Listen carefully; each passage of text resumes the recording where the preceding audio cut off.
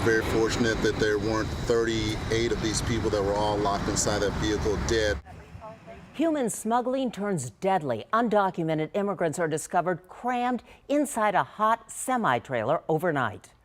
And the death toll continues to rise. 9 people are confirmed dead, all of them adult men. The horrific discovery began after a desperate cry for help. San Antonio police say a Walmart employee called them after a victim asked for water.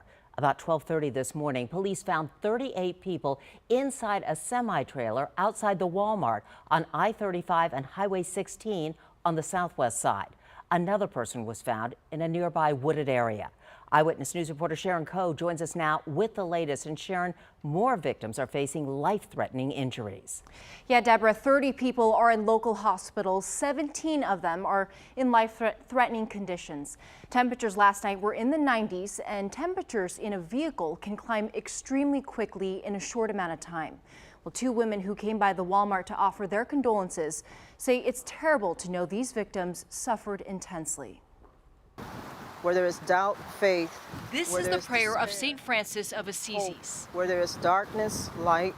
Gina Holly Blackfeather says these words give her peace in a time of pain. Think about the suffering of these people, and at that point, you know, there's no room for anything else but mercy. She's joined by Betty Gilbert to lay down gifts where the semi-trailer was discovered at the Walmart in southwest San Antonio. In some way, I prayed. I just wanted to know that we cared. We cared about them. Around 12:30 this morning, authorities discovered dozens of undocumented immigrants, men and women, ages 15 to 30, inside the hot trailer. 9 men died from heat-related illnesses. Paramedics and firefighters found that each one of them had heart rates over about 130 beats per minute, which, again, they were very hot to the touch. Federal agents say while 38 people were discovered inside the trailer, there may have been more than 100 packed inside. Police Chief William McManus says surveillance video showed vehicles picking up people from the semi. Anybody who sees anything like this, people being transferred out of the back of a trailer, or people being transferred from some vehicle to another vehicle, then they need to call 911. Hopefully people will stop trying to do this. It's hot. You know, yesterday was 104 degrees. This investigation is now being led by the Department of Homeland Security. Sharon Coe, KENS 5 Eyewitness News. Sharon, thank you. Well, Police Chief McManus said today the driver has been taken into custody. The United States Attorney's Office identifies that person in custody as 60-year-old James Matthew Bradley Jr. from Clearwater, Florida. We're told a criminal complaint will be filed in federal court in San Antonio Monday morning. And tonight we are learning more about the people found crammed into that sweltering truck, that they were from Mexico and Guatemala. The Mexican Consul General in San Antonio, Reina Torres, says Mexican nationals were among the survivors and those who died. His office is now working to identify the survivors and notify family. Guatemala's foreign ministry, meanwhile, says at least 2 Guatemalans were on the abandoned rig. The 2 survivors, both men, say they crossed the border by foot at Laredo and boarded the tractor trailer. They told officials their final destination was Houston.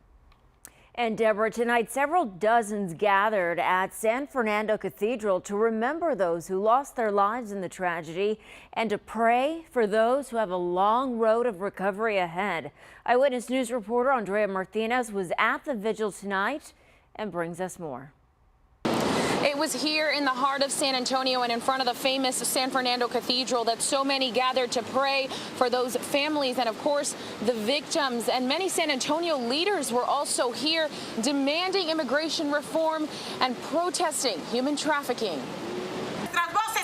A community trying to make sense of the lost immigrants smuggled into the country inhumanely. Dozens more are fighting for their lives at local hospitals. But at the steps of San Fernando Cathedral, a glimpse of hope, solidarity, and community.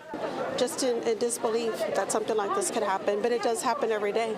In attendance, District 4's Ray Saldana. The discovery was made in his district. He was at the scene this morning. You see, 8 bodies in body bags, and the backstory is more gruesome than what you're seeing. The fact that these people went through a torturous experience. I mean, if you consider the fact that in the San Antonio heat, 10 seconds is unbearable. Also there, Congressman Joaquin Castro. But this is a reminder of the very human cost of a broken immigration system. Reina Torres Mendivil is with the Mexican consulate. She says their first priority is making sure the victims get the medical attention they need. We want to make sure that all the families are informed and that they can contact their families, contact their relatives. She says they will also be providing them with legal services. Officials with the consulate say if you believe your family member might have been involved in this tragedy, make sure to contact your local consulate, whether that's here in San Antonio or anywhere in the U.S. Reporting in Main Plaza, I'm Andrea Martinez. Back to you.